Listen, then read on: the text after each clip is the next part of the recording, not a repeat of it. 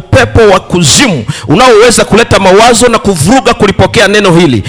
Bwana, ukaharibike na kusambaratikia mbali kwa jina la Yesu. Bali nguvu yako Bwana ikaliatamie kanisa lako kwa wakati huu kwa ajili ya neno lako, na Roho wako Bwana akanene na kanisa lako. Nami najiungamanisha na maombi ya mtumishi wako aliyeniombea. Yesu Kristo, utamalaki mahali hapa. Watu siku ya leo wakakuone Bwana ukitenda kazi katika maisha yao, katika jina la Yesu Kristo mwokozi wetu, amen.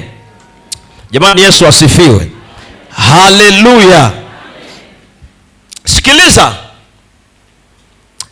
moja ya vitu vya thamani sana katika dunia hii ni pamoja na Bwana kukukumbuka wewe. Yaani katika mahitaji yako, kama ni mahitaji ya magonjwa, kama ni mahitaji ya ndoa, kama ni mahitaji ya uchumi, kama ni mahitaji ya jambo lolote, Bwana anapokukumbuka, ndani ya moyo huwa kuna raha inaingia isiyo ya kawaida. Ndani ya moyo wa mwanadamu huwa kuna furaha inaingia isiyo na kifani. Mtu kuna wakati anahisi kama vile anachanganyikiwa. Si kwamba amechanganyikiwa na si kwamba amerukwa na akili, ni kwa sababu Bwana anakuwa amemkumbuka katika hitaji la muda mrefu. Bwana Yesu asifiwe. Haleluya. Tazama jirani yako usoni. Wewe ulishaomba mambo mangapi kwa Mungu? Alafu mwambie Bwana atakupa raha. Yesu asifiwe. Yesu asifiwe. Sikiliza, wakati Ibrahimu baba yetu wa imani akiwa na umri wa takribani miaka 99, alishazeeka, anakaribia umri wa miaka 100. Halafu mke wake ana takribani miaka 70. Wote hawa ni wazee. Kwenye ile desturi ile ya wanaume na wanawake, hiyo kitu inakuwa tayari hakuna uwezekano wa kupata mtoto tena. Lakini waliishi wakiugulia maumivu moyoni ya kukosa mtoto. Ni lini Mungu atatupatia mtoto? Haleluya. Na wakati mwingine mwanamke alijaribiwa baada ya kuona amekosa kumpatia mtoto mume wake Ibrahimu. Akajaribiwa, akamwambia Abrahamu, sikiliza, naomba umuingilie kijakazi huyu ili nipate mtoto kwake. Kijakazi kwa lugha yetu wale Waingereza wanasema house girl. Si sawa jamani? Sasa akamwingilia Hajiri, akazaliwa Ishmaeli. Mpango wa Mungu unaharibika. Sikiliza, ukiwa katika safari yako ya changamoto, ukavunjika moyo, ukakata tamaa, unaweza kuharibu mpango wa Mungu katika maisha yako. Unaweza kuharibu kusudi la Mungu katika maisha yako. Alichokiahidi Mungu ameahidi. Haijalishi una umri upi, haijalishi una miaka mingapi unaliombea jambo hilo. Mungu akisema amesema, na atatenda kwa wakati wake, na atakupatia raha moyoni mwako. Haleluya. Somo linasema raha ya kukumbukwa na Mungu. Jamani, Yesu asifiwe. Yule mama akaishiwa nguvu, akaishiwa power. Ile nguvu ikanywea, akakata tamaa, akasema muingilie kijakazi huyu. Na Abrahamu maskini ya Mungu akajichanganya na yeye, akasahau. Hilo jambo lilimletea shida sana. Alipozaliwa Ishmaeli, mama anaanza kuinua kiburi, anaanza kuinua jeuri. Akisogea pale Sara amkamate Ishmaeli, Haji anasema usishike mtoto wangu huyu, zaa kwako, zaa mtoto wako, na wewe una tumbo, na wewe ni mwanamke, zaa na wewe. Inawezekana kuna watu wanapitia masimango kama hayo, lakini nataka nikwambia mtu wa Mungu, kuna wakati ukifika Bwana anakupa raha. Jamani, Yesu asifiwe. Haleluya, kanisa la Mungu. Sikiliza, kilichotokea, Sara akasema nilichokusudia sio hiki. Nilikusudia mtoto atakayepatikana ni wa kwangu. Sasa wewe namgusa hautaki. Akasema sasa sikiliza Ibrahimu, yani ondoa mama na mtoto haraka sana iwezekanavyo. Wakati sasa anamuondoa, amemtoa mbali kabisa, nchi za Midiani mbali, malaika wa Bwana wakaenda kumtembelea Abrahamu. Walipoenda kumtembelea Abrahamu, wako watatu. wakaja katika umbile la maumbo la mwanadamu. Walipofika pale, unajua maandiko yanasema kwenye kitabu cha Waibrania sura ya 13 mstari wa 1 hadi wa 2, Biblia inasema msiache kuwafadhili wageni wenu, kwa maana kwa kufanya hivyo wengine wamewakarimu malaika pasipo kufanyaje? Pasipo kujua. Yeye Abrahamu akawaona kama ni watu, akawakarimu kwa moyo wa ukarimu. Nataka nikwambie, yani kuna vitu vinamsababisha Mungu akumbuke mambo yako. Moja ya vitu vinavyomsababisha Mungu akumbuke mambo yako ni pamoja na kiti cha rehema. Haleluya!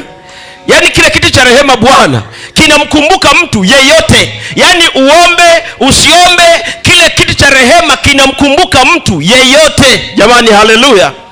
Si unamuona mama hapa ameokoka, alikuwa mganga wa kienyeji, si sawa?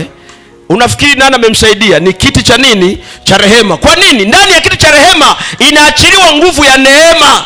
Kibali tunachokipata bila kutarajia, inaachiliwa nguvu ya huruma, inaachiliwa nguvu ya msamaha, inaachiliwa nguvu ya upendo wa agape. Hata sisi tumesaidiwa wokovu wetu na kiti cha neema, kiti cha rehema. Ndipo Yesu akajitoa, akaja akafa msalabani kwa ajili yetu. Biblia inasema kwa maana kwa jinsi hii Mungu alivyoupenda ulimwengu, yani alijikuta na tupenda automatika. Jamani, haleluya, haleluya. Lakini kuna sababu nyingine ambayo inaweza ikapelekea Mungu akukumbuke.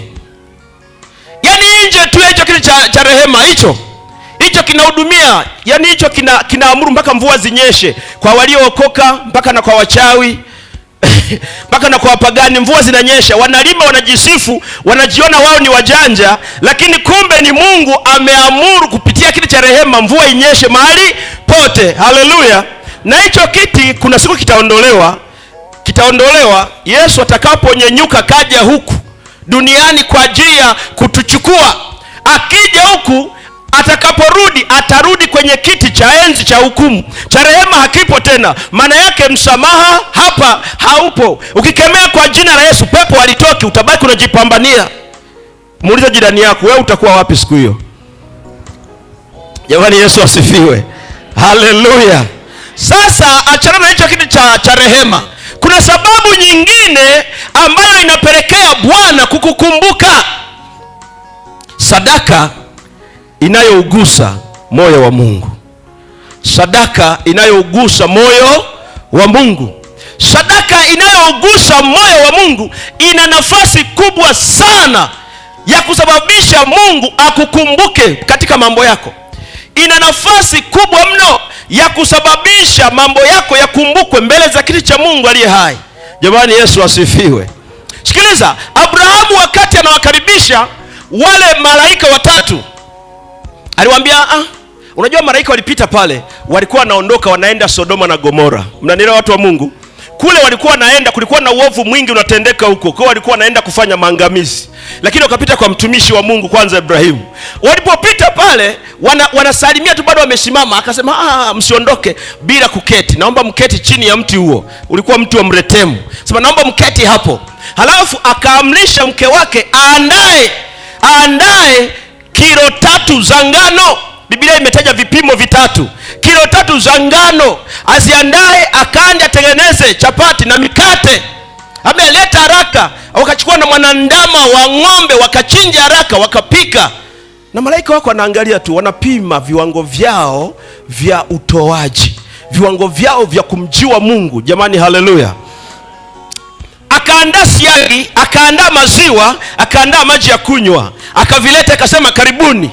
Sikiliza, wale malaika walipokula, Biblia inasema walipokula wakishiba, baada ya kushiba wakaanza kutoa unabii. Haleluya.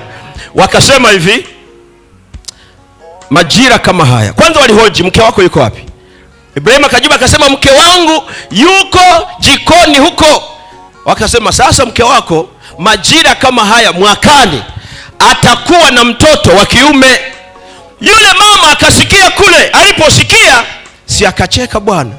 Ile cheko zile za wamama zile, eti hehe, wakuzaa we mimi.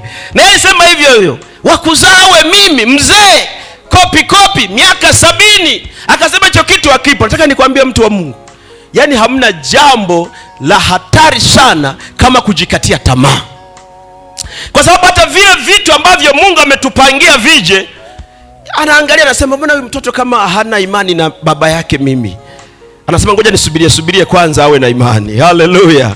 Mgeuke jirani yako, mwambie uwe na imani. Mtikise bega kidogo hivi, mwambie uwe na imani. Jamani, Yesu asifiwe. Haleluya! Mama akakosa imani, lakini Abrahamu akalishika hilo neno, akasema na iwe hivyo kwa mtumishi wako. Yeye kule mama akacheka, malaika wakasema mke wako amecheka. Akasema na mimi kama nimesikia. Halafu wakamuuliza wale malaika, akasema mama umecheka? Sara akasema mimi, kwa kuogopa akasema mimi sijacheka. Hebu nisaidie kumwambia jirani yako uwe mkweli. Haleluya! Usipokuwa mkweli pia unaweza kupoteza muujiza wako. Wakati ule amecheka, wale malaika wakasema kwa kuwa mke wako amecheka, yeye sasa mtoto atakaye mzaa ataitwa Isaka, ambayo Isaka neno la Kiebrania kwa Kiswahili lenye maana nini? Kicheko au furaha. Jamani, haleluya!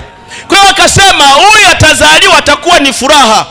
Mungu wetu asifiwe. Na majira yalipowadia, Mungu akawapa raha. Jamani, Yesu asifiwe. Mungu akupe raha kwa jina la Yesu. Bwana akupe raha kwa jina la Yesu. Bwana akupe raha kwa jina la Yesu. Moja ya vitu vya thamani sana ni kukumbukwa na Mungu. Yaani Mungu akikukumbuka, kila kitu kinaharibika. Kila kitu kilichokuwa kimefunga kinaharibika. Hata ingekuwa ni milango ya chuma, hata kama ungekuwa ni uchawi, waganga wa kienyeji na washirikina wamefunga vifungo vyao katika ulimwengu wa giza, ukisha kumbukwa na Mungu, Mungu anavunja vyote, anaingia kama jemedari wa vita na Bwana wa majeshi. Haleluya! Yesu asifiwe. Sikiliza, ngoja niwape ushuhuda kidogo tu. Katika maisha yangu yote ambayo nimeishi, ni kweli niliwahi kujenga ka banda nyumbani kwa kijijini ninapoishi wakati huo. Sasa kwa mjini sikuwahi kabisa kuwa na nyumba, na nina mke na nina watoto. Yaani mtoto wa kwanza anakuja tumepanga, mtoto wa pili anakuja tumepanga, mtoto wa tatu anakuja tumepanga. Maneno yakaanza kutembea chini ya nini? Ya carpet. Chini ya carpet. Inawezekana na wewe kuna maneno, kuna mtu fulani ananenewa maneno chini ya carpet, juu ya jambo lake, chini ya carpet yanapita. Yakaanza kutembea maneno yakaanza kutembea. Yaani hao wenyewe watazeekea kwenye nyumba za kupanga. Hey, maneno mengi sana. Hebu nisaidie kumwambia jirani yako, watu wanapokusema usife moyo. Liangalia jina la nani? La Yesu peke yake. Sikiliza, watoto wangu wakienda kucheza kule mitaani, wanaambiwa na watoto. Unajua kuna ile ugomvi wa watoto na watoto vile vya kitoto, mara wamejipiki, halafu mara mwenzake amechukua udongo wake eti amenibia wali. Yaani udongo nao ni wali. Umechukua wali, sio na nini? Alafu watoto wenzake wanapitia humo kwenye ugomvi, wanasema ndio maana mtafia kwenye nyumba za nini? Za kupanga. Watoto wanatoka kule wako wanalia, wanakuja kuniambia baba, kumbe hapa tumepanga sio kwetu. Haleluya! Haleluya!